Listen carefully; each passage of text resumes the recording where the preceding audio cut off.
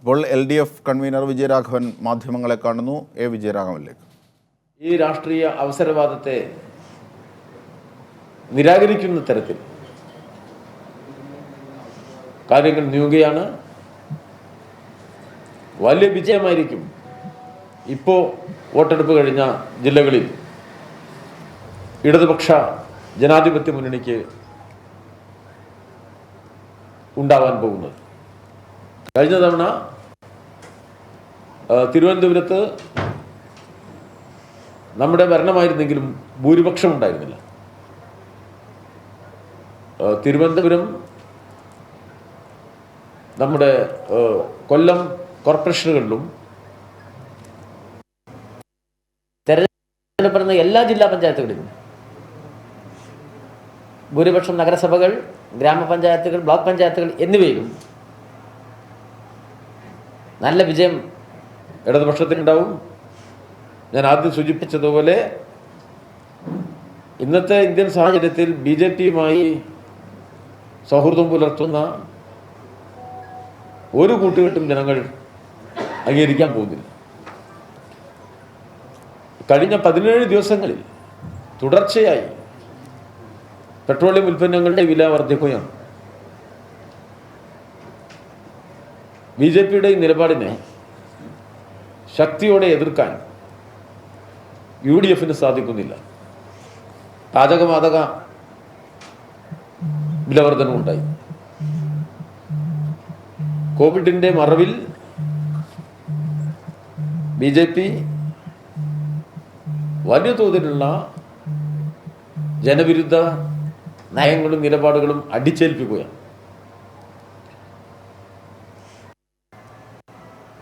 കോൺഗ്രസ്സുകാർ ഒരു കാര്യം മനസ്സിലാക്കണം. കേരളത്തിലെ കോൺഗ്രസ് നേതാക്കളുടെ ഒരു വിഭാഗം ഈ അയവേറിയ BJP അനുകൂല നിലപാട് സ്വീകരിക്കുന്നത് വലിയ ദുരന്തത്തിലേക്ക് ആ പാർട്ടിയെ നയിക്കും. BJPയിലേക്ക് പാലം കെട്ടാൻ ആഗ്രഹിക്കുന്ന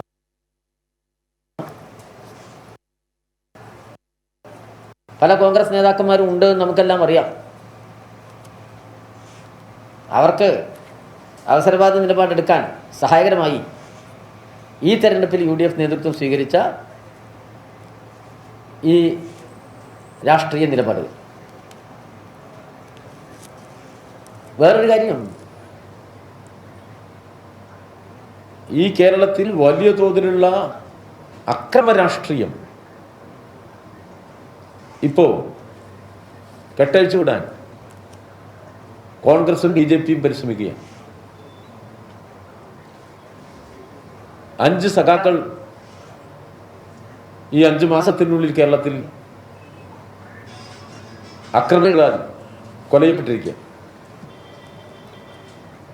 CPIMനെ സംബന്ധിച്ചിടത്തോളം അതിൻ്റെ വളരെ മികവുറ്റ ജനബന്ധമുള്ള സഖാക്കളെയാണ്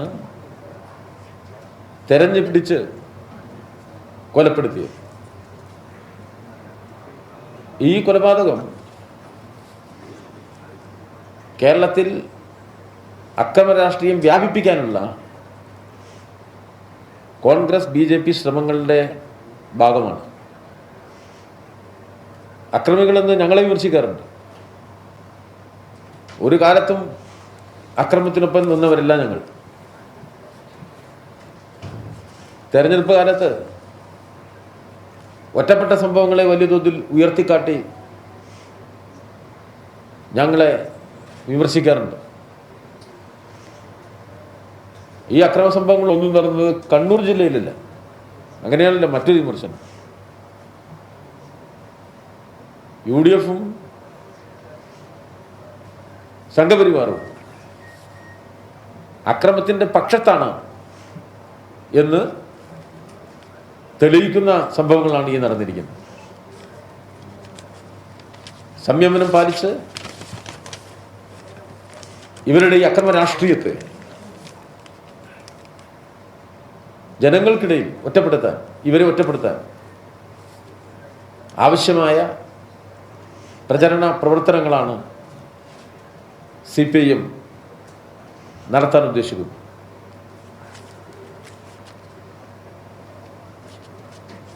അതോടൊപ്പം തന്നെ മറ്റൊരു പ്രധാനപ്പെട്ട കാര്യമാണ് ജമാഅത്തെ ഇസ്ലാമിയുമായി ഉണ്ടാക്കിയിരിക്കുന്ന ഈ രാഷ്ട്രീയ സഖ്യം. നേരത്തെ ഉമ്മൻചാണ്ടി അധികാരത്തിലിരുന്നപ്പോൾ ജമാഅത്തെ ഇസ്ലാമിയുമായി ബന്ധപ്പെടുത്തി കോടതിയിൽ നൽകിയ സത്യവാങ്മൂലം ഇപ്പോൾ പുറത്തു വന്നിട്ടുണ്ട്.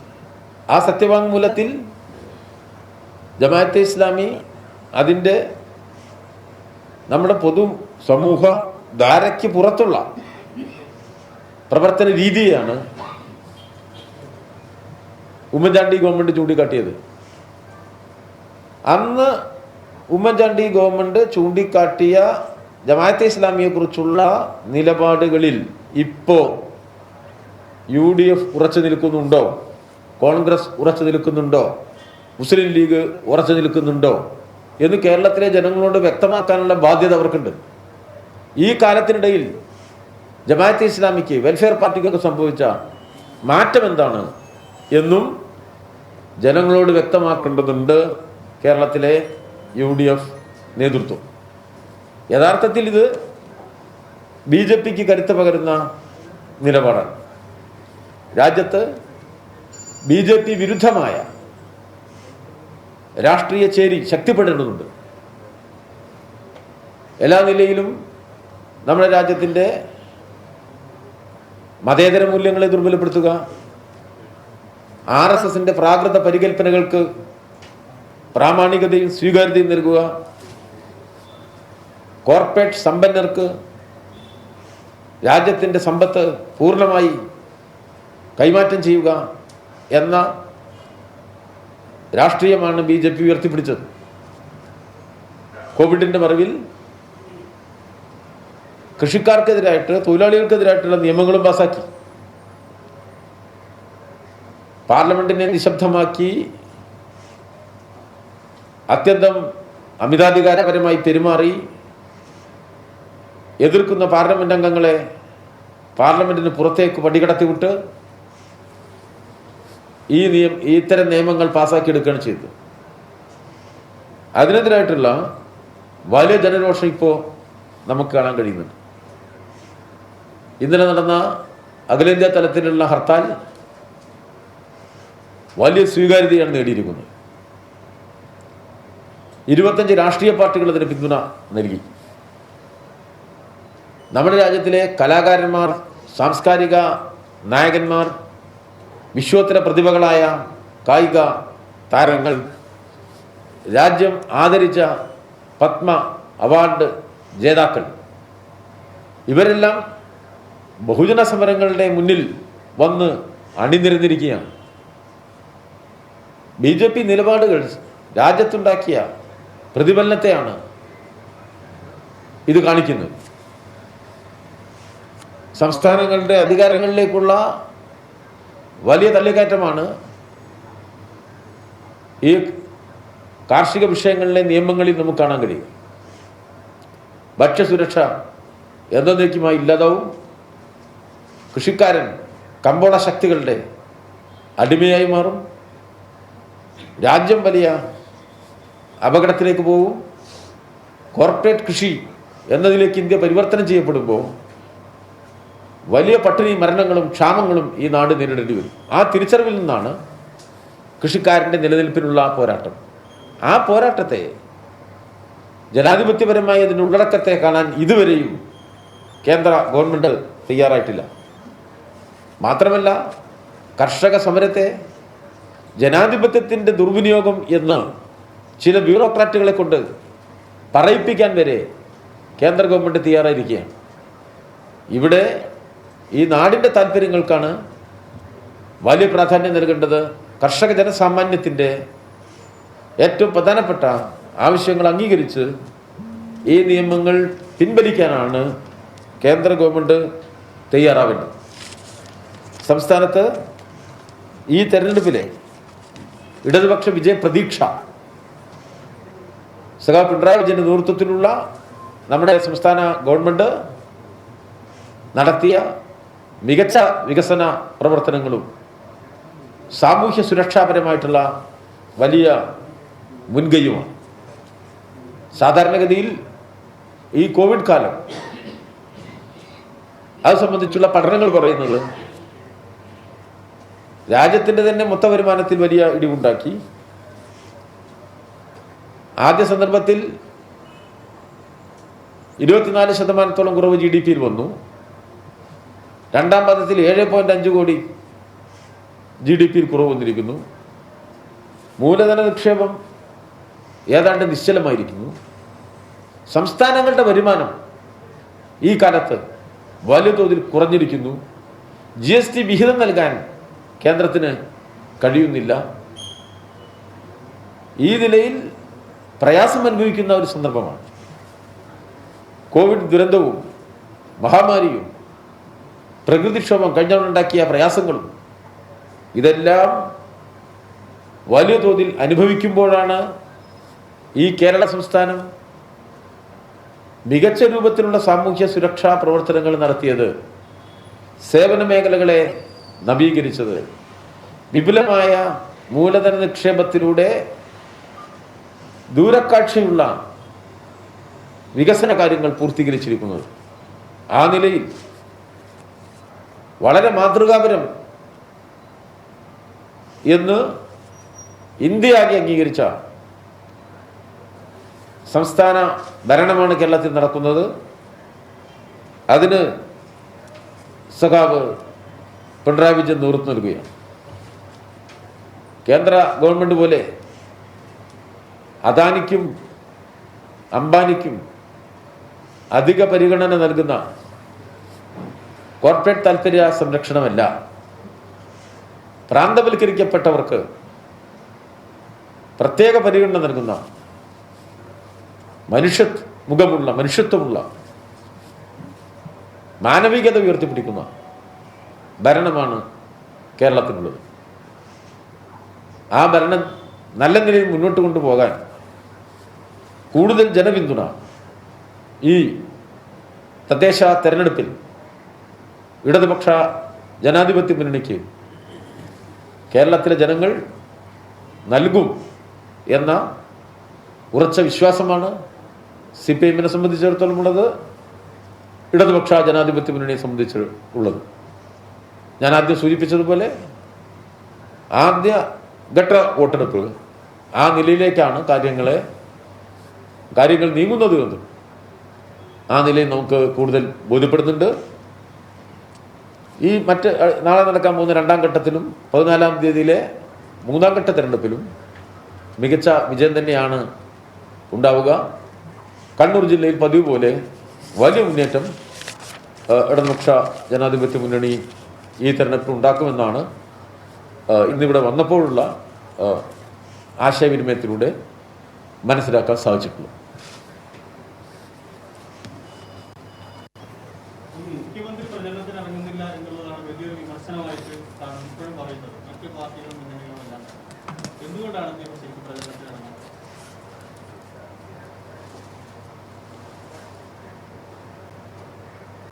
മുഖ്യമന്ത്രി പ്രചരണത്തിന് ഇറങ്ങുന്നില്ല എന്ന് പറയുന്നത് ഒരു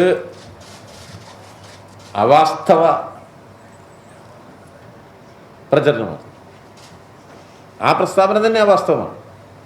മുഖ്യമന്ത്രിയാണ് പ്രചരണത്തിന് നേതൃത്വം കൊടുക്കുന്നത്. സംസ്ഥാന ഗവൺമെന്റിന്റെ പ്രവർത്തനങ്ങളാണ് ഏറ്റവും വലിയ കരുത്ത്. 10,000-കണക്കിന് ഇടതുപക്ഷ ജനാധിപത്യ മുന്നണി പ്രവർത്തകർ ഓരോ വീട്ടിലും ചെന്നെത്തുന്നത് ഗവൺമെന്റിന്റെ മികവാർന്ന പ്രവർത്തനം വിശദീകരിച്ചുകൊണ്ടാണ്.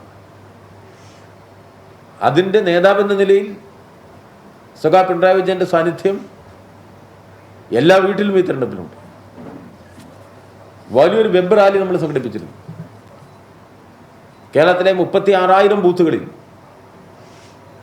വോട്ടർമാരെ അഭിമുഖീകരിച്ചുകൊണ്ട് മുഖ്യമന്ത്രി തന്നെ സംസാരിക്കുന്ന ഒരു പരിപാടിയാണ് ആസൂത്രണം ചെയ്തത്. വൻ വിജയമായിരുന്നു ആ പരിപാടികൾ. വികസന വിളംബരം എന്നുള്ള നിലയ്ക്ക് നമ്മുടെ വിപുലമായ വികസന പ്രവർത്തനങ്ങൾ വിശദീകരിക്കുന്നൊരു പരിപാടി നമ്മൾ സംഘടിപ്പിച്ചിരുന്നു. അതിലും മുഖ്യമന്ത്രി സംസാരിക്കുന്ന നമ്മുടെ ഓൺലൈൻ പരിപാടി നടത്തുകയുണ്ടായി. കോവിഡ് പ്രോട്ടോക്കോളുകൾ പാലിക്കേണ്ട ഒരു സമയമാണ്. മുഖ്യമന്ത്രി പൊതുപരിപാടികളിൽ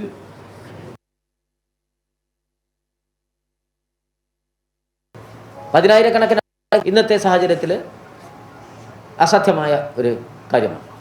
പ്രതിദിനം ഈ തെരഞ്ഞെടുപ്പിൻ്റെ എല്ലാ കാര്യങ്ങളിലും രാഷ്ട്രീയമായും സംഘടനാപരമായും ഇടപെട്ട് നേതൃത്വപരമായ പങ്കാണ് സഖാ പിണറായി വിജയൻ നിർവഹിക്കുന്നത്.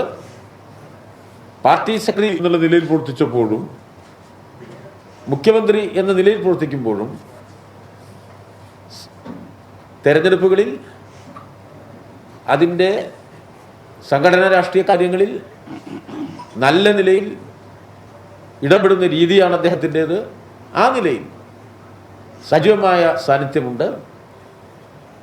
പിന്നെ ഇതെല്ലാം കണ്ടിട്ടും ഇങ്ങനെയൊന്നില്ല എന്ന് പറയാൻ ചിലർ ശ്രമിക്കും. അതവർക്ക് മുഖ്യമന്ത്രിയോട് സ്നേഹക്കൂടുതൽ ഒട്ടും ഇല്ലാത്തതുകൊണ്ടാണ്. ഓരോ തവണ ചോദ്യം ചെയ്യാൻ വിളിപ്പിക്കുമ്പോഴും ആശുപത്രിയിലേക്ക് പോവുകയാണ്. 1, 2, 3 എന്താണ്? എനിക്ക് അതിനെക്കുറിച്ച് അങ്ങനെ പറയാൻ പറ്റില്ല. ഈ ആശുപത്രിയിൽ ഒരാൾ പോയതിനെ കുറിച്ച് പിന്നെ ആരോഗ്യ സംബന്ധിയായിരിക്കുമല്ലോ ആശുപത്രിയിൽ എന്ന് പറഞ്ഞാൽ. അതിനെക്കുറിച്ച് നമുക്കെന്താ പറയുക, നിങ്ങൾക്ക് അതിനെക്കുറിച്ച് അറിയുമെന്ന് എനിക്ക് അറിഞ്ഞൂടാ.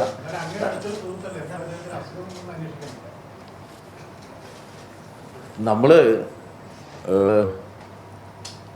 അദ്ദേഹത്തിന് അസുഖമായതുകൊണ്ട് അദ്ദേഹം ആശുപത്രിയിലാണ് എന്ന വിവരം നമ്മളെല്ലാം നിങ്ങൾ പറഞ്ഞുകൊണ്ട് അറിയുന്നുണ്ടല്ലോ. പത്രത്തിലൂടെ നമ്മളൊക്കെ അറിഞ്ഞുകൊണ്ടിരിക്കുകയാണ്.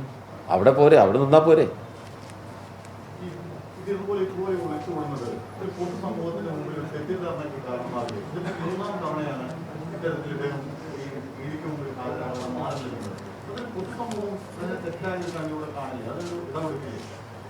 ഒരാൾക്ക് കോവിഡ് രോഗം വന്നാൽ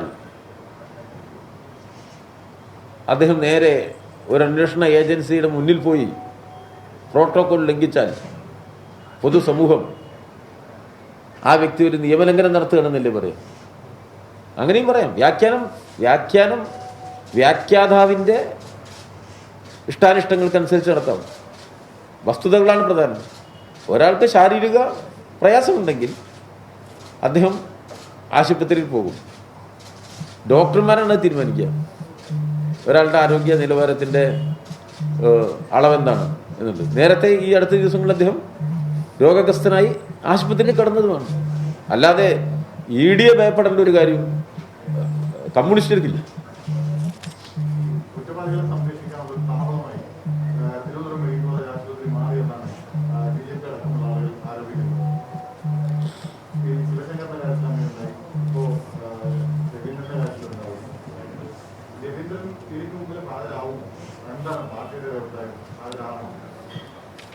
ഇതൊക്കെ നിയമപരമായ കാര്യങ്ങളില്ലേ?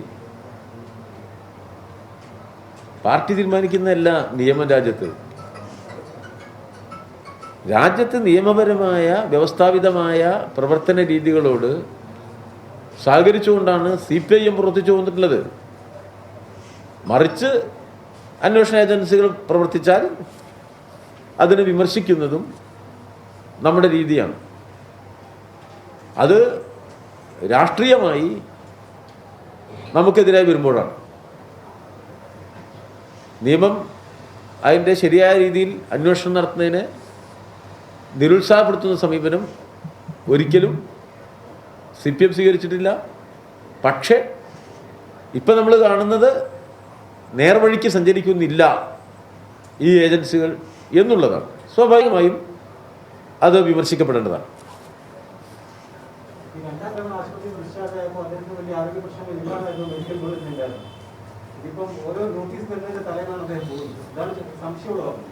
അല്ല, ഇനി ഇതിൽ ചോദ്യം ഉണ്ടെങ്കിൽ ഒരുമിച്ച് ചോദിക്കാം.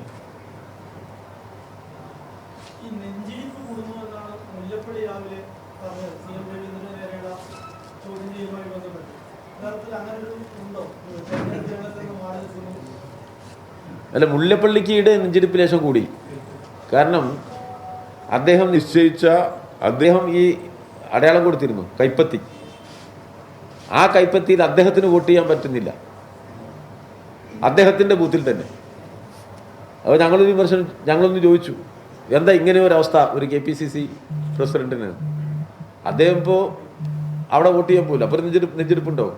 അല്ലാതെ പിന്നെ നെഞ്ചെടുപ്പിൻ്റെ ഒരു അളവ് നോക്കുന്ന ആൾ KPCC പ്രസിഡന്റാണ് എന്ന് ഞാൻ കരുതുന്നില്ല.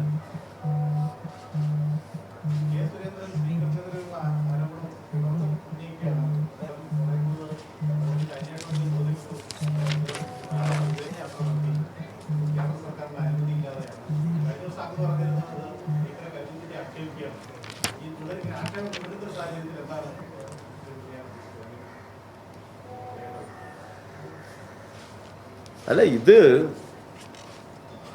സുരേന്ദ്രൻ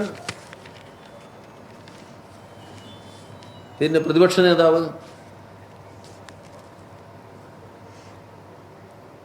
ഇവരൊക്കെ കഴിഞ്ഞ കുറേ ദിവസങ്ങളിലായിട്ട് ഓരോ ദിവസം ഓരോന്ന് പറയാറുണ്ട്. ആദ്യമായിട്ട് ഇന്ന് ഒരു കഥ പറയല്ല, ഓരോ ദിവസവും ഓരോ കഥ പുറത്തേക്ക് വരാറുണ്ട്. ഒന്നുകിൽ BJP അധ്യക്ഷൻ, അല്ലെങ്കിൽ പ്രതിപക്ഷ നേതാവ്, അല്ലാത്തപ്പോൾ നമ്മുടെ ചില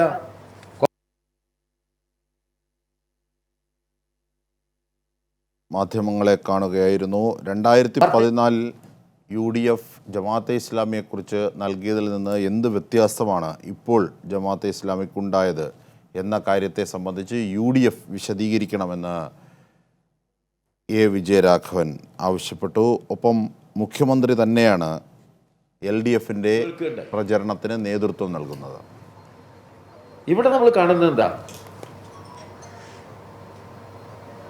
ഈ കേസിലെ പ്രതികൾ ആയവർ പറയുന്നത് വേദവാക്യമായി എടുത്തുകൊണ്ട് അഭിപ്രായ പ്രകടനം നടത്തുകയാണ്. കേരളത്തിലെ BJP നേതൃത്വം, കേരളത്തിലെ പ്രതിപക്ഷ നേതാവ്, കോൺഗ്രസ്, UDF, മാധ്യമങ്ങളുടെ ഒരു ഭാഗം. അത് ഓരോ ദിവസവും തിരക്കഥയ്ക്കനുസരിച്ച് കാര്യങ്ങൾ ഇങ്ങനെ പറയുകയാണ്.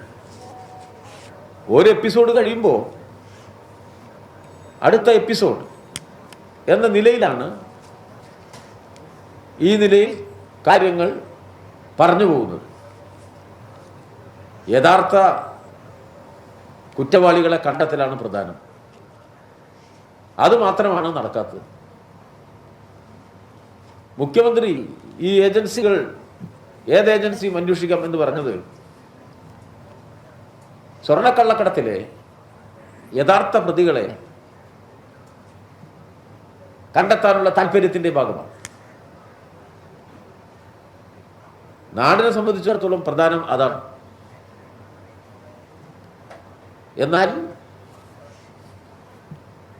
രാഷ്ട്രീയ ലാഭത്തിന് കേന്ദ്ര ഏജൻസികളെ ഉപയോഗപ്പെടുത്താൻ തുടങ്ങിയപ്പോൾ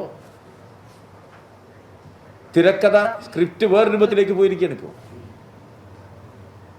ഇവിടെ ഇവരാണ് വ്യക്തമാക്കേണ്ടത്. നിങ്ങൾ ഈ പ്രതികൾ പറയുന്നത് എന്ന് പറയുന്ന കാര്യങ്ങളെയാണോ വേദവാക്യമായി അംഗീകരിക്കുന്നത്? മുഖ്യമന്ത്രിക്കെതിരെ മൊഴികൊടുക്കാൻ വേണ്ടി സ്വപ്നയ്ക്ക് സമ്മർദ്ദം ഏജൻസികളുടെ ഭാഗത്തു നിന്ന് മൊഴി വന്നപ്പോൾ CPM അത് വേറെ ഒക്കെ എടുത്തിരുന്നില്ല. അല്ല, ഞങ്ങൾ പറഞ്ഞെന്താ?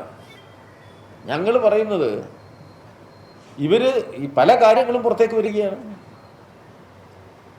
മുഖ്യമന്ത്രിക്ക് നേരെ ഇതിൽ അദ്ദേഹത്തിന് നേരെ ആക്ഷേപങ്ങൾ കൊണ്ടുപോകാൻ വളരെ ബോധപൂർവം അന്വേഷണ ഏജൻസികൾ ശ്രമിക്കുന്നുണ്ട് എന്നത് ഒരു വസ്തുതയാണ്. അത് വസ്തുതയാണ് എന്ന് ഞങ്ങൾ പറയുന്നത് സ്വർണ്ണക്കള്ളക്കടത്ത് കേസ് അന്വേഷിക്കുന്നതിൽ താല്പര്യമെടുക്കാതെ മറ്റ് മേഖലകളിലേക്ക് അന്വേഷണ ഏജൻസികൾ പോകുന്ന പശ്ചാത്തലത്തിലാണ്. അപ്പം അതൊരു അധികാര ദുർവിനിയോഗമുണ്ട്. ആ നിലയിലാണ് ഞങ്ങളതിനെ വിമർശിച്ചത്. കോമ്രേഡ്, ഒരു പ്രധാനപ്പെട്ട പ്രതി ജയിലിൽ കഴിയുന്നു. ആ ജയിലിൽ കഴിയുന്ന പ്രതിയെ ആൾക്കാർ പുറത്തുനിന്ന് സന്ദർശിക്കുന്നു. പിന്നീട് അവർക്ക് ജീവൻ ഭീഷണിയുണ്ട് എന്ന നിലയിൽ 164 മൊഴി വരുന്നു. സ്വാഭാവികമായും ഇത് ഒരു സ്വാഭാവികമായ രീതിയിൽ നടക്കുന്ന ഒരു കാര്യമാണ് ഇത്.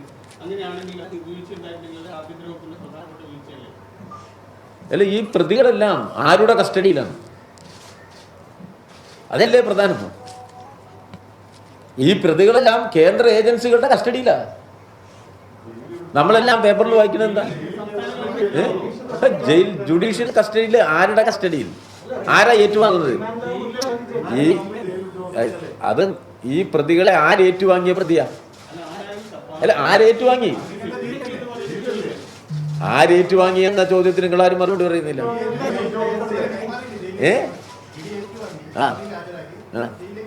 അല്ല, ഇവര് അടിസ്ഥാനപരമായി ഏറ്റുവാങ്ങിയ ആളുടെ പ്രതിയല്ലേ? അല്ലേ? ഏറ്റുവാങ്ങിയ ആള്. ഞാൻ കസ്റ്റംസ് ഏറ്റുവാങ്ങിയ പ്രതി പിന്നെ ആരുടെ പ്രതിയാ? സംസ്ഥാന ഗവൺമെന്റല്ല ഇത് അന്വേഷിക്കുന്നത്. സംസ്ഥാന ഗവൺമെന്റല്ല, അന്വേഷണ ഏജൻസി ആരാ? അന്വേഷണ ഏജൻസി 4 എണ്ണവും കേന്ദ്ര ഗവൺമെന്റ് അന്വേഷണ ഏജൻസിയാണ്. അവരല്ലേ അന്വേഷിക്കുന്നത്?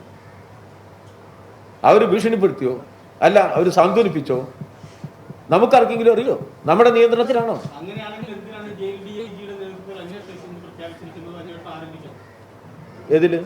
ഈ സ്വപ്നയെ ഭീഷണിപ്പെടുത്തുന്ന കേസിൽ അജയ്കുമാറിന്റെ നേതൃത്വത്തിൽ JDIG ദക്ഷിണമേഖല DIG അന്വേഷണം ആരംഭിച്ചത്. ഒരു പരാതി കിട്ടിയാൽ അന്വേഷിക്കും, സ്വാഭാവികം. ഇക്കാര്യം 2 ആഴ്ച മുമ്പ് തന്നെ കേസ് വേദന പറഞ്ഞിരുന്നു. സ്വപ്ന സുരേഷിന് ഭീഷണി ഉണ്ടെന്ന്. അതാണ് ഇപ്പോൾ സ്വപ്ന തന്നെ പറയുന്നത്. അപ്പൊ ഇതിനൊന്നും എന്തെങ്കിലും കണക്ഷൻ ഉണ്ടോ? അതിപ്പോ സുരേന്ദ്രനും ഇവരും തമ്മിൽ കണക്ഷൻ ഉണ്ടോ എന്ന് എനിക്കറിയില്ല. അങ്ങനെയല്ലേ ഒരേ കാര്യം അങ്ങനെ പറയാൻ എനിക്കറിഞ്ഞൂടത്. നമ്മൾ പറയുന്നത് അതിൽ നമ്മൾ ഇന്നലെ പറഞ്ഞു, ഇദ്ദേഹം പറയുന്ന കാര്യങ്ങളുടെ ആധികാരികത എവിടെ നിന്ന് വിവരം കിട്ടി എന്ന് വ്യക്തമാക്കുമ്പോഴേ നമുക്കത് ആധികാരികതയായിട്ട് മനസ്സിലാക്കാൻ സാധിക്കുള്ളൂ. അല്ലെങ്കിൽ ആരോപണങ്ങളും ആക്ഷേപങ്ങളുമാണ്. അത് സാധാരണയായിട്ട് രാഷ്ട്രീയത്തിൽ ചില ആളുകളുടെ ഒരു പ്രവർത്തന രീതിയാണ്.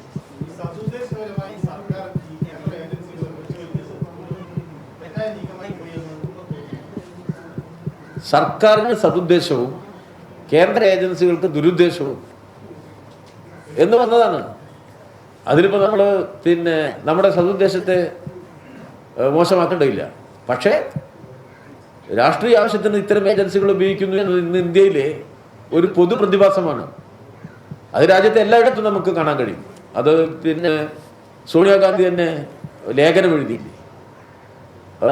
ഒട്ടേറെ കോൺഗ്രസ് നേതാക്കൾ ഈ നിലയിൽ പീഡിപ്പിക്കപ്പെട്ടില്ലേ? പാർട്ടി മാറിയാൽ BJP ചേർന്നാൽ അപ്പം തന്നെ കുറ്റാരോപിതർ കുറ്റവിമോചിതരാകുന്നതും ഓരോ ദിവസവും നമ്മൾ കണ്ടുകൊണ്ടിരിക്കുകയല്ല. അതുകൊണ്ട് അതിനെ ആ നിലയിൽ കണ്ടാൽ മതി. നമുക്ക് സതുദ്ദേശപരമായി കള്ളക്കടത്തിൻ്റെ തുടക്കവും ഒടുക്കവും ഉള്ളടക്കവും അറിയാൻ വേണ്ടിയാണ്, നിയമ നടപടികൾ ശരിയായ ദിശയിൽ നീങ്ങാനാണ് താല്പര്യമുണ്ടായിരുന്നത്. അതിൻ്റെ അടിസ്ഥാനത്തിലാണ് മുഖ്യമന്ത്രി സുതാര്യമായ ഒരു അന്വേഷണം ആഗ്രഹിച്ചത്. സംഭവിച്ചത് BJPക്ക് കേന്ദ്ര ഗവൺമെന്റിന് വേറെ പ്രത്യേക രാഷ്ട്രീയ താല്പര്യമുണ്ട് എന്നുള്ളതുകൊണ്ട് ആ നിലയിലേക്ക് കാര്യങ്ങൾ നീക്കിപ്പോയി. അതിൽ അവരുടെ രീതി അതാണ് എന്ന കാര്യം മനസ്സിലാക്കി ജനങ്ങളോട് തുറന്നു പറയുക എന്ന സമീപനമേ നമുക്ക് സ്വീകരിക്കാൻ പറ്റൂ.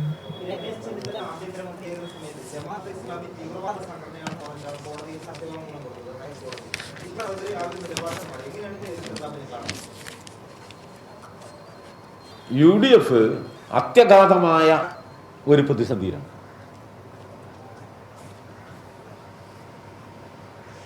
അത് രാഷ്ട്രീയ പ്രതിസന്ധി നേരിടുന്നുണ്ട്. സുവ്യക്തമായ ഒരു രാഷ്ട്രീയ വീക്ഷണം അവർക്ക് ഉയർത്താൻ കഴിയുന്നില്ല. ഇന്നത്തെ ദേശീയ ചുറ്റുപാടിൽ BJPയോട് മൃദു സമീപനം സ്വീകരിക്കാനാവുമോ? ഞങ്ങൾ ഇടതുപക്ഷക്കാർ BJP സ്വീകരിക്കുന്ന നിലപാടുകൾ വ്യത്യസ്ത മേഖലകളിൽ അപകടകരമാണ് എന്നുള്ളതുകൊണ്ട് എല്ലാ രംഗത്തും ആ നിലപാടിനെതിരായി ഒരു സമീപനം സ്വീകരിക്കുക എന്നതാണ്. സമഗ്രമായാണ് BJP-യുടെ തകരാറ് നിറഞ്ഞ നിലപാടിനോട് ഇടതുപക്ഷം പ്രതിപ്രവർത്തിക്കുന്നത്. സാംസ്കാരിക രംഗത്ത് അവിടെ, വിദ്യാഭ്യാസ മേഖലയിലാണെങ്കിൽ അവിടെ, സാമ്പത്തിക ഘടകങ്ങളിൽ, കോർപ്പറേറ്റ് അനുകൂല നിലപാടുകളിൽ, കർഷക വിരുദ്ധ നിലപാടുകളിൽ എല്ലാം ആ നിലയിൽ ഒരു നിലപാടാണ് UDF ഇല്ലാതെ പോകുന്നത്. അവർ കേരളത്തിലെത്തുമ്പോൾ ഇന്ത്യയിലെ BJP അല്ല കേരളത്തിലെ BJP എന്ന് രമേശ് ചെന്നിത്തല പറയുന്നു, കോൺഗ്രസ് പറയുന്നു, മുസ്ലിം ലീഗ് പറയുന്നു. ഇതാണ് പ്രശ്നം. അപ്പോൾ സ്വാഭാവികമായും ആളുകൾ ഇത് കാണുന്നുണ്ട്, ഈ അവസരവാദം ജനങ്ങൾ തിരിച്ചറിയുന്നുണ്ട്. അതുകൊണ്ട് UDF സംവിധാനത്തിന് ജനങ്ങളുടെ മുന്നിൽ വിശ്വാസ്യത പോയിരിക്കും. ആ പ്രതിസന്ധി അവർ നേരിടുക. അത് വിശ്വാസ്യതയുടെ പ്രതിസന്ധിയാണ്. രാഷ്ട്രീയത്തിലെ ഏറ്റവും വലിയ മൂല്യ തകർച്ചയാണ് UDF-ന് സംഭവിച്ചത്. അതൊരു ഭാഗത്താണ്. മറ്റൊരു ഭാഗത്ത് തീർന്നില്ല. ആ കേരള കോൺഗ്രസ് വിട്ട്, കേരള കോൺഗ്രസ് മുന്നണി വിട്ടാൽ പിന്നെന്ത് UDF-ആ? അവരുടെ വലിയൊരു സ്വാധീന മേഖലയല്ലേ ദുർബലമായിരിക്കുന്നത്. തെരഞ്ഞെടുപ്പ് കഴിയുമ്പോൾ നമുക്ക് ബോധ്യപ്പെടും. ലീഗ് മാത്രം, പിന്നെ കോൺഗ്രസ് തന്നെ പല ദിശയിലേക്ക് പോകുന്ന നേതൃത്വം. അങ്ങനെയാണ് ഇന്നത്തെ BJP-യുടെ UDF-ന്റെ ഒരവസ്ഥ. അപ്പോൾ സ്വാഭാവികമായിട്ടും UDF കുറച്ച് പ്രയാസത്തിൽ ചെന്നെത്തും. ഈ പ്രസ്താവന കൂടി വരുമ്പോൾ ജമാഅത്തെ ഇസ്ലാമിയുമായുള്ള ബന്ധം എന്നൊക്കെ പറഞ്ഞാൽ, ഇന്നത്തെ ഇന്ത്യൻ സാഹചര്യത്തിൽ ജമാഅത്ത് കേരളത്തിൽ ഇപ്പം ചെയ്തെന്താ? OIC ആ ബീഹാർ തെരഞ്ഞെടുപ്പിൽ സ്വീകരിച്ച ഒരു നിലപാടുണ്ട്. ഇന്നത്തെ ദേശീയ സാഹചര്യത്തിൽ BJP വിരുദ്ധമായ വോട്ടുകൾ ഏകോപിപ്പിക്കുക എന്നത് പ്രധാനപ്പെട്ട ഒരു രാഷ്ട്രീയമാണ്. നമുക്ക് BJP കോൺഗ്രസ്, ഞങ്ങൾ തന്നെ BJP കോൺഗ്രസ് പല നയങ്ങളിലും ഞങ്ങൾക്ക് അഭിപ്രായ വ്യത്യാസമുണ്ട്. പക്ഷെ ആ ബീഹാർ തെരഞ്ഞെടുപ്പിൽ സ്വീകരിച്ച ഒരു നിലപാടുണ്ട്. ഇന്നത്തെ ദേശീയ സാഹചര്യത്തിൽ BJP വിരുദ്ധമായ വോട്ടുകൾ ഏകോപിപ്പിക്കുക എന്നത് പ്രധാനപ്പെട്ട ഒരു രാഷ്ട്രീയമാണ്.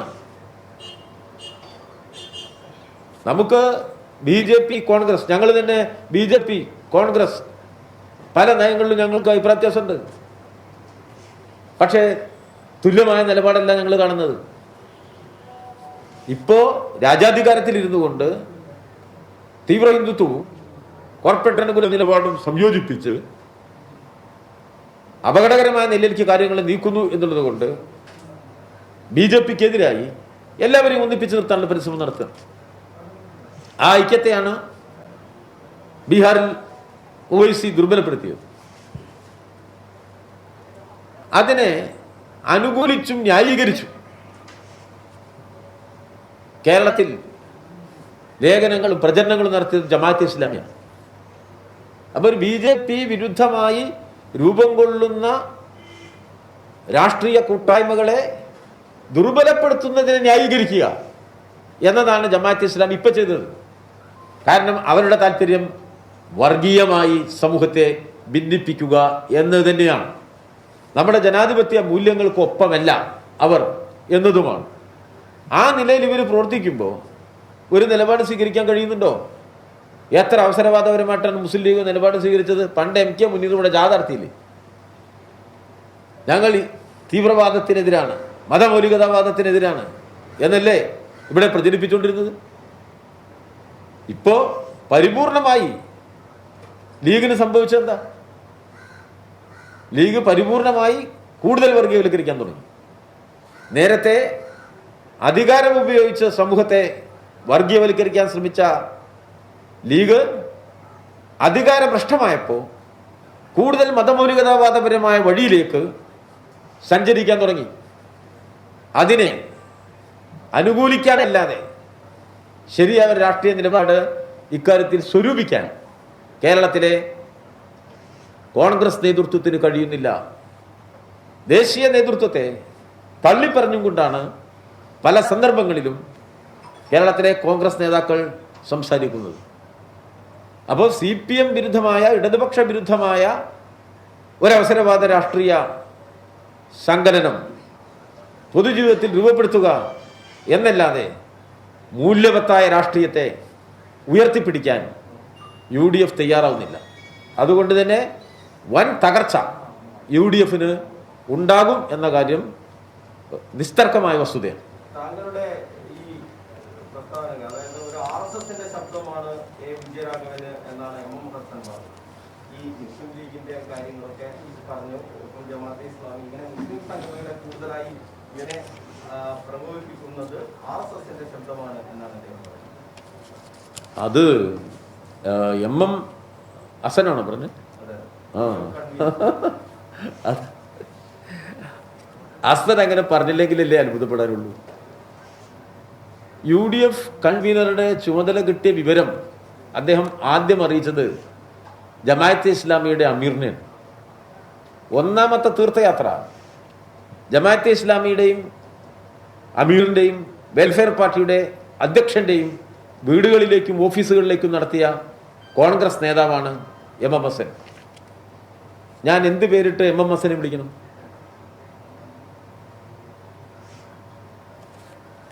എനിക്കങ്ങനെ ഒരു കോൺഗ്രസ്സുകാരനെ ഞാനങ്ങനെ വിളിക്കുന്നില്ല. എന്താ കാര്യം? കോൺഗ്രസ് എന്ന് പറഞ്ഞാൽ ദേശീയ പ്രസ്ഥാനത്തിൻ്റെ ഒരു മഹാപൈതൃകത്തിൻ്റെ പാരമ്പര്യം അതിൻ്റെ അടിയിലുണ്ട്. ഇവർക്കൊന്നുമില്ല. എന്നെ സംബന്ധിച്ചാണെങ്കിൽ CPIM-ന്റെ നയമാണ് ഞാൻ പറയാം. ഞങ്ങൾ BJP-ക്കെതിരായി സ്വീകരിക്കുന്ന വളരെ കൃത്യതയുള്ള നിലപാടുണ്ട്. മതന്യൂനപക്ഷത്തിനെതിരായി ഇന്ത്യയിലെ ഹിന്ദു തീവ്രവാദം നടത്തിയ എല്ലാ കടന്നാക്രമണങ്ങളെയും ഏറ്റവും കരുത്തോടുകൂടി എതിർത്ത പാർട്ടിയാണ് CPIM. ആ നിലപാടിൽ ഞങ്ങൾ എപ്പോഴും ഉറച്ചു നിന്നിട്ടുണ്ട്. ന്യൂനപക്ഷ സമുദായങ്ങളെ ആക്രമിക്കുന്ന എല്ലാ സന്ദർഭത്തിലും അതിനെതിരായി CPIM മുന്നിട്ടിറങ്ങി പ്രവർത്തിച്ചിട്ടുണ്ട്. കരിനിയമങ്ങൾ ഉപയോഗിച്ച് മുസ്ലിം ചെറുപ്പക്കാരെ കൽത്തുറുങ്കിലടച്ചപ്പോൾ ഇന്ത്യയിൽ ആദ്യമായി അതിനെ വിമർശിച്ചത് CPIM ആണ്. അങ്ങനെയാണ് പാർട്ടി നിലപാട്. പാകിസ്ഥാൻ പൗരന്മാരെ ഇവിടെ പീഡിപ്പിച്ചപ്പോൾ പാർലമെന്റിലേക്ക് പോയ ഒരു മുസ്ലിം ലീഗുകാരനും ഒരക്ഷരം സംസാരിച്ചിട്ടില്ല. ഞങ്ങളാണ് ആ പാവപ്പെട്ട ആളുകൾക്ക് വേണ്ടി സംസാരിച്ചത്. പിന്നെ ജമാഅത്തെ ഇസ്ലാമിനെയും അതിൻ്റെ വർഗീയതയെയും വിമർശിക്കാതിരുന്ന് ഹസൻ്റെ സർട്ടിഫിക്കറ്റ് ഞങ്ങൾക്ക് ആവശ്യമില്ല. മുസ്ലിം ലീഗിൻ്റെ തെറ്റുകളെ ചൂണ്ടിക്കാട്ടിയാൽ അത് മുസ്ലിം വിരുദ്ധമാവില്ലല്ലോ. ഇപ്പം രണ്ടാൾ ജയിലിൽ കിടക്കണ്ടല്ലോ. അവർ മുസ്ലിം താല്പര്യം സംരക്ഷിച്ചിട്ടല്ലല്ലോ ജയിലിൽ പോയത്. അതിനെ വിമർശിക്കുമല്ലോ, സ്വാഭാവികല്ലേ? ലീഗിന് എത്രത്തോളം അടിമപ്പെട്ടു ഇന്നത്തെ കോൺഗ്രസ് നേതൃത്വം എന്നതിൽ നിന്നാണ് ഇവരൊക്കെ ഈ ഭാഷയിൽ സംസാരിക്കുന്നത്. രണ്ട് കാര്യങ്ങൾ. ഒന്ന്, ഈ കഴിഞ്ഞ 2010 വരെ ജമാഅത്തെ ഇസ്ലാമി CPIM ബായി ആയിരുന്നു എന്നാണ് അവർ അവകാശപ്പെടുന്നത്. രണ്ടാമത്തെ കാര്യം, ഇന്നലെ ഇപ്പോൾ പശ്ചിമ ബംഗാളിൽ ഈ കർഷക വിരുദ്ധ ബില്ലിനെതിരെ കോൺഗ്രസും അതുപോലെ തന്നെ ജമാഅത്തെ ഇസ്ലാമി CPIM ഒരുമിച്ച് ചേർന്ന് പ്രകടനം നടത്തുന്ന ഒരു വാർത്ത ഇന്നത്തെ പത്രങ്ങളിൽ കണ്ടു. ഈ ഒരു എതിർപ്പ് സ്ഥലകാലങ്ങൾക്കൊക്കെ അനുസരിച്ചാണോ ഉണ്ടാവുന്നത്? ഇനി എന്തെങ്കിലും ചോദ്യം ഉണ്ടോ? കിട്ടാത്ത മുന്തിരി കുളിക്കില്ല. അതുകൊണ്ടാണ് ഞാൻ പറയുന്നത്. ജമാഅത്തുമായി നേരത്തെ ബന്ധം വഹിക്കോളം കിട്ടുന്നില്ല. അതുകൊണ്ടാണ് കിട്ടാത്ത മുന്തിരിയാണോ? അതിപ്പോ ഞങ്ങളോട് നിങ്ങൾക്ക് സ്നേഹമുള്ളതുകൊണ്ട് ഇത്തരം ചോദ്യങ്ങൾ ചോദിക്കാം. പിന്നെ ജമാഅത്തെ ഇസ്ലാമിയുടെ രാഷ്ട്രീയത്തിനോട് ഒരു കാലത്തും CPIM-ന് ഇടതുപക്ഷത്തിന് അനുഭാവമില്ല. അത് വ്യക്തമായ കാഴ്ചപ്പാടാണ്. ഇവിടെ പക്ഷേ നമ്മൾ കണ്ടത് ഹിന്ദു തീവ്രവാദ മതമൗലികതാവാദ രാഷ്ട്രീയം, അതാണ് ഏറ്റവും വലിയ ആപത്ത്. അതിന് ഭൂരിപക്ഷ വർഗീയതയില്ലേ? എല്ലാ കാലത്തും ആ നിലപാട് ഞങ്ങൾ വ്യക്തമാക്കിയിട്ടുണ്ട്. ഭൂരിപക്ഷ വർഗീയതയുടെ ആപത്ത് അവർ ഭൂരിപക്ഷമാണ് എന്നതുകൊണ്ട് തന്നെ വർദ്ധിക്കുന്നുണ്ട്. അവരിന്ന് ഇന്ത്യയിൽ അധികാരത്തിലിരിക്കുന്നു എന്നുള്ളതുകൊണ്ട് കൂടുതൽ വർദ്ധിക്കുന്നുണ്ട്. ഭൂരിപക്ഷ വർഗീയത ഇന്ന് ഇന്ത്യൻ കോർപ്പറേറ്റുകളുടെ രാഷ്ട്രീയമാണ് എന്നുള്ളതുകൊണ്ട് അതിൻ്റെ ആപത്തുണ്ട്. ഇന്നത്തെ ലോകത്ത് ആഗോളവൽക്കരണത്തിൻ്റെ ക്രമീകരണങ്ങളും സാമ്രാജ്യത്വവും അതുമായി സന്ധി ചെയ്യുന്നു ഈ ഭൂരിപക്ഷ വർഗീയത എന്ന പ്രശ്നമുണ്ട്. ഇസ്രായേൽ പോലെയുള്ള രാഷ്ട്രങ്ങളുമായുള്ള നയതന്ത്ര ബന്ധത്തിൽ നമ്മളെ നാട് സ്വീകരിച്ചു പോകുന്ന ഉദാത്തമായ സമീപനത്തിൻ്റെ മേഖലയിലും വലിയ വ്യത്യസ്തത ഈ BJP അധികാരത്തിൽ വന്നപ്പോണ്ടായി. സാമ്രാജ്യത്വ അനുകൂല നിലപാട് മാത്രമല്ല, ആ നിലയിലുള്ള തന്ത്രപരമായ സഖ്യങ്ങൾ ഉണ്ടാക്കിക്കൊണ്ട് രാജ്യം ഒരു അമേരിക്കൻക്ക് കീഴ്പ്പെട്ട രാജ്യമായി മാറുന്നിടത്ത് ഈ കാര്യങ്ങൾ നീങ്ങി. ഇതെല്ലാം വളരെ വിശാലമായൊരു ക്യാൻവാസിൽ വളരെ കൃത്യതയോടെ CPIM ചർച്ച ചെയ്തിട്ടുണ്ട്. അതുകൊണ്ട് തന്നെ ഇന്ത്യയിൽ ഏറ്റവും കൂടുതൽ എതിർക്കപ്പെടേണ്ട രാഷ്ട്രീയ ചേരിയാണത് BJP. തിരശ്ശീലയ്ക്ക് പിന്നിലെ സംഘപരിവാറുണ്ട്. അതിൻ്റെ മുൻഗണനകൾക്കാണ് ഭരണത്തിൽ പ്രത്യേക പരിഗണന കിട്ടുന്നത്. കോർപ്പറേറ്റ് പരിഗണനയും സ്വാഭാവികമായും CPIM-ന്റെ രാഷ്ട്രീയ നിലപാട് അതിനെതിരായിട്ട് തന്നെയാണ് എല്ലായ്പ്പോഴും രൂപപ്പെടുത്തുക. അവർക്ക് ശക്തി കിട്ടുന്ന തരത്തിൽ ന്യൂനപക്ഷ ഏകീകരണം നടത്തുമ്പോൾ അതിനെ വിമർശിക്കേണ്ടി വരും. കാരണം അത് ഭൂരിപക്ഷ വർഗീയതക്ക് ന്യായീകരണം നൽകും, സ്വീകാര്യത ഉണ്ടാക്കാൻ അവർ പരിശ്രമിക്കുകയും ചെയ്യും. ന്യൂനപക്ഷ വർഗീയത ഈ ഭൂരിപക്ഷ വർഗീയതക്കെതിരായി രൂപപ്പെടേണ്ട അതിവിശാലമായ കൂട്ടായ്മയെ ദുർബലപ്പെടുത്തുകയാണ്. ഇതിനൊക്കെ വളരെ വ്യക്തതയോടുകൂടിയുള്ള നയസമീപനമാണ് CPIM-നുള്ളത്. ഒരു വർഗീയതക്കെതിരായി മറ്റൊരു വർഗീയതയെ ശക്തിപ്പെടുത്തുക എന്ന നിലപാട് നമുക്കില്ല. മുസ്ലിങ്ങളെ വർഗീയമായി സംഘടിപ്പിച്ചുകൊണ്ടല്ല സംഘപരിവാറിനെ നേരിടുക, അത് അപകടം ഉണ്ടാക്കും.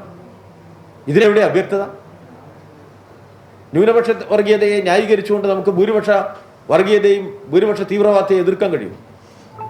വളരെ വ്യക്തമായ നിലപാടാണ് CPIM-ൻ്റേത്. ആ നിലപാടുകൾ നമ്മുടെ നാടിൻ്റെ താല്പര്യത്തിന് ഉതകുന്നതാണ്. പിന്നെ രാജ്യത്തിന് വലിയ പ്രക്ഷോഭം നടക്കുകയാണ് ഇപ്പോൾ. ആ പ്രക്ഷോഭം നമ്മൾ ഇന്ന് വരെ കാണാത്ത ആളുകളെല്ലാം അണിനിരുന്നതാണ്. അതിലെല്ലാവരും അണിനിരക്കില്ലേ? കൃഷിക്കാരൻ്റെ ജീവിതവുമായി ബന്ധപ്പെട്ടൊരു വലിയ പ്രക്ഷോഭം ഇന്ത്യയിൽ നടക്കുക, അനേക ലക്ഷം ദശലക്ഷക്കണക്കിന് ആളുകൾ അണിനിരക്കാണ്. അതിൽ വന്നവരെ മുഖം നോക്കിയാണോ നമ്മളിപ്പോൾ നിൽക്കുന്നത്? അവരെല്ലാം ഈ നയത്തിനെതിരായി വന്നിരിക്കുക. ആ നയത്തിനെതിരായി വന്നതിൽ സ്പോർട്സ് താരങ്ങളുണ്ട്, വിശ്വോത്തര കായിക താരങ്ങളുണ്ട്, പിന്നെ ഗായകന്മാരുണ്ട്, നടന്മാരുണ്ട്. അവരൊക്കെ വരട്ടെ, അതിനെ അങ്ങനെ കണ്ടാൽ മതി. ഇന്ന് പുറത്തുനിന്നൊരു വാർത്തയുണ്ട്. ഖാദി ബോർഡ് സെക്രട്ടറി ഈ ബാപ്പുശ്ശേരിയിൽ ഒരു കെട്ടിടം പണിയാൻ വേണ്ടിയിട്ട് കണ്ണൂരിലെ സഹകരണ സ്ഥാപനങ്ങൾക്ക് അവർക്ക് ലോൺ അനുവദിച്ചു ജില്ലാ സെക്രട്ടറി MV ജയരാജൻ കത്തയച്ച വാർത്ത പുറത്തുണ്ട്. ആ കത്ത് എന്റെ കയ്യിലുണ്ട്. അങ്ങനെ സർക്കാരിന്റെ സെക്രട്ടറി CPM-ന്റെ ജില്ലാ സെക്രട്ടറി ഏത് സാഹചര്യത്തിലാണ് കത്തയക്കുന്നത്? നിങ്ങൾ ഈ പറഞ്ഞ മാത്രമേ എനിക്കറിയുള്ളൂ, പരിശോധിക്കാതെ പറയാൻ പറ്റില്ല. അങ്ങ് നേരത്തെ പറഞ്ഞൊരു വസ്തുത കാര്യം, ഈ സർക്കാർ ഒരു അന്വേഷണ ഏജൻസി റിമാൻഡ് ചെയ്ത ശേഷമുള്ള പ്രതി ജുഡീഷ്യൽ കസ്റ്റഡിയിലാണ്. അപ്പോൾ അന്വേഷണ ഏജൻസിക്ക് ചോദ്യം ചെയ്യാൻ വേണ്ടിയിട്ട് ജഡ്ജി അനുവദിക്കുന്ന സമയം മാത്രമേ അദ്ദേഹത്തെ ഉത്തരവാദിത്തമുള്ളൂ. അപ്പോൾ കോടതിയിലിരിക്കുന്നത് അന്വേഷണ ഏജൻസിന്റെ കയ്യിലാണ് അങ്ങനെയാണ് പറയുന്നത്. അല്ല, ഇതൊക്കെ ഒന്നാമത്തെ ഇപ്പോൾ അവരുടെ കയ്യിൽ തന്നെ അന്വേഷണ ഏജൻസി ഉണ്ട്. നമ്മളല്ലല്ലോ, കേരള ഗവൺമെന്റ് അല്ലല്ലോ. ഇവരെ കസ്റ്റഡിയിൽ കിടന്നത് ഏതാണ്ട് ഒരുപോലെയാണ്. ഇന്ന് ജയിലിലാണെങ്കിൽ നാളെ ഇവരെ കസ്റ്റഡിയിലാണ്. അല്ല, ജയിലിലാണ് ചോദ്യം ചെയ്യാൻ വിളിച്ചത്.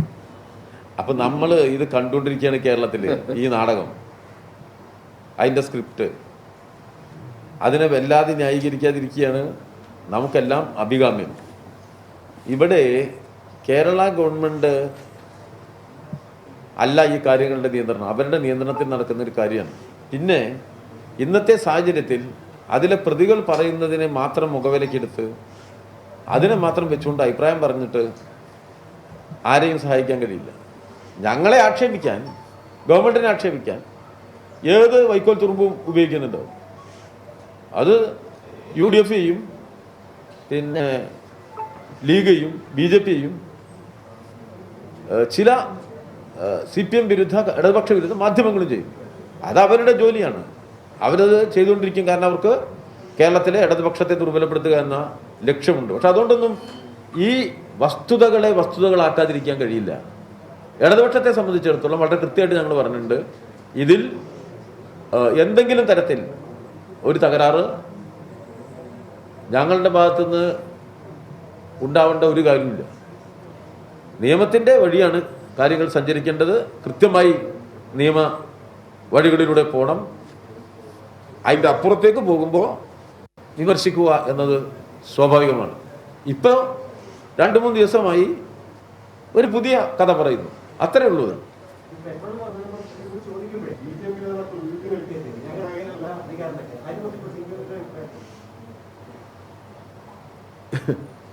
ഈ പെട്രോളിൽ ഈ കുടുക്ക് മുഴുവൻ ഉണ്ടാക്കിയത് BJP ആണ്.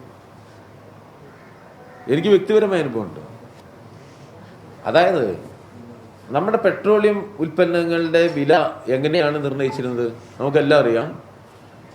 ഒരു പെട്രോളിയം പൂൾ ഉണ്ടായിരുന്നു നമുക്ക് നേരത്തെ. സ്വാഭാവികമായിട്ടും അതിൽ വലിയൊരു തുകയുണ്ടായി, നിശ്ചിതമായൊരു തുക നമ്മൾ സൂക്ഷിച്ചു വെച്ചിരുന്നു. അപ്പോൾ ആ നിശ്ചിത തുക പെട്രോളിയം ഉൽപ്പന്നങ്ങൾക്ക്, ക്രൂഡ് പെട്രോളിന് ലോക മാർക്കറ്റിൽ വില കൂടുമ്പോൾ നമ്മൾ സൂക്ഷിച്ചു വെച്ച പെട്രോളിയം പൂളിലെ കരുതൽ ധനം എടുത്താണ് ചെലവഴിച്ചുകൊണ്ടിരുന്നത്. അവിടെ വില കുറയുമ്പോൾ നമ്മൾ ഈ കരുതൽ ധന പൂളിലേക്ക് പണം വെച്ചുകൊണ്ടിരിക്കും. അപ്പോൾ ഈ കരുതൽ ധനം അവിടെ ഉണ്ട്. പെട്രോളിയം ഉൽപ്പന്നങ്ങളുടെ വിലക്കയറ്റത്തിന്റെ ഭാരം സാധാരണക്കാർക്ക് ഏൽക്കാതിരിക്കാനുള്ള ഒരു കരുതൽ ധനം ഇന്ത്യയിലുണ്ടായിരുന്നു. ആരാണ് ആ പണം എടുത്തുകൊണ്ട് പോയത്? BJP ആണ്. ഒന്നാമത്തെ വാജ്പേയി ഗവൺമെന്റാണ് ആ തീരുമാനമെടുത്തത്. അതുകൊണ്ട് കമ്പോളത്തിന് നിങ്ങളെ എന്നെയൊക്കെ വലിച്ചെറിഞ്ഞു കൊടുത്ത ആരാ? BJP ആണ്. എന്താ ന്യായീകരണം? ഒരു ന്യായീകരണമില്ല. അപ്പോൾ ഈ വിലക്കയറ്റത്തിന്റെ കിക്ക് സ്റ്റാർട്ടിങ് തുടക്കക്കാർ ഈ നിലയിലേക്ക് ഇത് അപകടത്തിലേക്ക് ആക്കിയത് അവരാണ്. 2, നികുതിയുടെ കാര്യമില്ലാന്ന്. നികുതിയാണ് ഈ പറഞ്ഞത്. ഇതൊരു പൂളാണ്. നികുതി എല്ലാവരും മേടിക്കും. അതല്ല, നികുതിയല്ല വിഷയം. ഇത് നികുതി വർദ്ധിക്കലും കുറയ്ക്കലും എല്ലാം ഇവിടെ ഉണ്ടായിരുന്നത്. ഇവിടെ വില കൂടുമ്പോൾ സർക്കാരിന് നഷ്ടമുണ്ടായാൽ ആ നഷ്ടം നികത്താൻ പണം അവിടെ സൂക്ഷിക്കുന്നു. ആ പണം നമ്മൾ കൊടുക്കുന്നു. ക്രൂഡ് ഇന്റർനാഷണൽ മാർക്കറ്റിൽ വില കുറയുമ്പോൾ പൈസ സ്വാഭാവികമായിട്ടും വരും. അത് ആ പൂളിൽ സൂക്ഷിക്കുന്നു. എന്നിട്ടൊരു നഷ്ടമുണ്ടായാൽ കൊല്ലത്തിലൊരിക്കലോ മറ്റോ വില വർദ്ധിപ്പിക്കും. ഇത് ഇവിടെ നാട്ടിലുണ്ടായിരുന്നതാണ്. നികുതി വർദ്ധിപ്പിക്കും കൊല്ലത്തിലൊരിക്കൽ. അങ്ങനെ നാട്ടിലുണ്ടായിരുന്നത്. പണ്ട് ബജറ്റിന്റെ ഭാഗമായിരുന്നു. പിന്നീടൊരു ഘട്ടത്തിൽ നമ്മൾ പറഞ്ഞു ബജറ്റിന്റെ പുറത്ത് നിങ്ങളിത് ചെയ്യുന്നു. നമ്മൾ വിമർശിച്ചു. ഇവർ പെട്രോളിയം പൂളിലെ പണം എടുത്ത് പോയി അടിച്ചു മാറ്റി. ഉമ്മൻചാണ്ടി അല്ല, വാജ്പേയി. ഈ നികുതി അല്ലാന്ന്, ഇതൊരു പ്രധാനപ്പെട്ട സംവിധാനമല്ലേ, അത് അടിച്ചു മാറ്റിയതല്ലേ. സ്റ്റേറ്റ് നികുതി ഒക്കെ ഉണ്ടാവും. എല്ലാ കാലത്തും നികുതി ഉണ്ടാവും. നികുതി ഇല്ലാതെ രാജ്യം മുന്നോട്ട് പോകും. ഉമ്മൻചാണ്ടി സർക്കാരൊന്നും ഒരു അധിക നികുതി കുറച്ചില്ല. എപ്പോഴെങ്കിലും ഒരു നികുതി കുറച്ചിട്ടുണ്ടാവും. അതൊക്കെ വേറെ അതൊക്കെ രാഷ്ട്രീയം അവിടെ നിന്ന് പറയുന്നതാണ്. ഇത് സ്ഥിരമല്ല. ഇതിപ്പോൾ സംഭവിച്ചെന്താ? ഇപ്പം സംഭവിച്ചത് പെട്രോളിയം വില നിലവാരം എങ്ങനെ നിശ്ചയിക്കും? ഇങ്ങനെ പ്രശ്നം ഉണ്ടായിരുന്നു. ഒരു വലിയ കാലം പെട്രോളിൻ്റെ വില എങ്ങനെ നിശ്ചയിക്കുന്നു എന്ന് പോലും വലിയ രഹസ്യമായിരുന്നു. പെട്രോളിയം ഉൽപ്പന്നങ്ങളുടെ വില നിശ്ചയിക്കുന്നത് എങ്ങനെ എന്ന കാര്യം രഹസ്യമായിരുന്നു. കോൺഗ്രസ് ഗവൺമെൻറ് അധികാരത്തിന് UPA വന്നപ്പോൾ BJP-ക്കാർ ആ കടലാസ് ആദ്യമായിട്ട് വിതരണം ചെയ്തു. ഇങ്ങനെയാണ് ഇത് വിതരണം, ഇതാണ് വില, ഇങ്ങനെയാണ് നിശ്ചയിക്കുന്നത് എന്ന്. അപ്പോൾ BJP അധികാരത്തിൽ ഇരുന്നപ്പോൾ പണം അടിച്ചു മാറ്റി. അധികാരത്തിൻ്റെ പുറത്തു പോയപ്പോൾ ഈ രഹസ്യം തന്നെ നാട്ടുകാർക്ക് പറഞ്ഞു കൊടുത്തു. എല്ലാ കാലത്തും അവർ സ്വീകരിച്ചിരിക്കുന്ന നിലപാടതാണ്.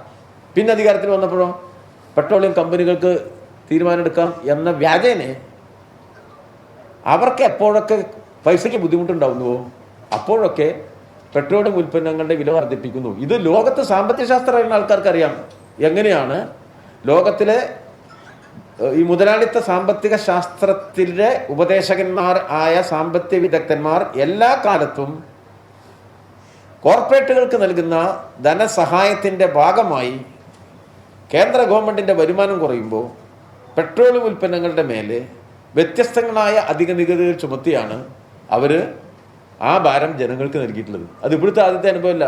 അതായിരുന്നു നേരത്തെ കിഴക്കൻ ഏഷ്യൻ രാജ്യങ്ങളിലുണ്ടായ വലിയ സാമ്പത്തിക പ്രതിസന്ധി. ഫിലിപ്പൈൻസ്, നമ്മുടെ ഈസ്റ്റ് ഏഷ്യൻ പുലികൾ എന്നറിയപ്പെട്ട സാമ്പത്തിക ശക്തികൾ വലിയ സാമ്പത്തിക പ്രതിസന്ധി ചെന്നെത്തിയപ്പോൾ അവർ പുറത്തേക്ക് വരാൻ കണ്ടെത്തിയ ഒരു മാർഗമായിരുന്നു പെട്രോളിയം ഉൽപ്പന്നങ്ങളുടെ അമിത വില. ആ മാർഗം പിന്നീട് പല മുതലാളിത്ത രാജ്യങ്ങളും സ്വീകരിച്ചു. ഇപ്പം അത് സ്ഥിരമായി സ്വീകരിക്കുന്ന ഒരു രാജ്യമാണ് ഇന്ത്യ. അതുകൊണ്ട് ന്യായീകരിച്ചിട്ട് നമ്മൾ വല്ലാണ്ട് അവരെ സഹായിക്കരുത്. ചോദ്യങ്ങളൊക്കെ ആയി തോന്നുന്നു. മതിയല്ലോ. നന്ദി പറയുന്നത് പ്രസ് ക്ലബിന്റെ വൈസ് പ്രസിഡന്റ് സബിന.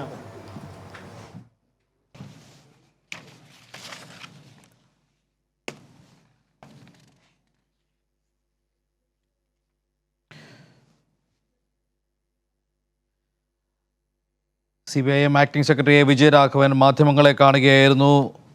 UDF വലിയ മൂല്യത്തകർച്ചയിലാണ്, രാഷ്ട്രീയ മൂല്യത്തകർച്ചയിലാണ്. ലീഗ് കൂടുതൽ വർഗീയമാകുന്ന അവസ്ഥയിലേക്ക് പോകുന്നു. UDFിൻ്റെ അവസരവാദ രാഷ്ട്രീയമാണ് ഇപ്പോൾ വെളിച്ചത്ത് വന്നത്.